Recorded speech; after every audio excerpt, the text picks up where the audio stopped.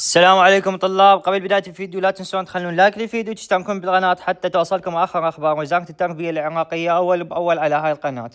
طبعا طلاب اليوم عندنا الخبر يقول المتحدث الرسمي باسم وزارة التربية كريم السيد يقول لدينا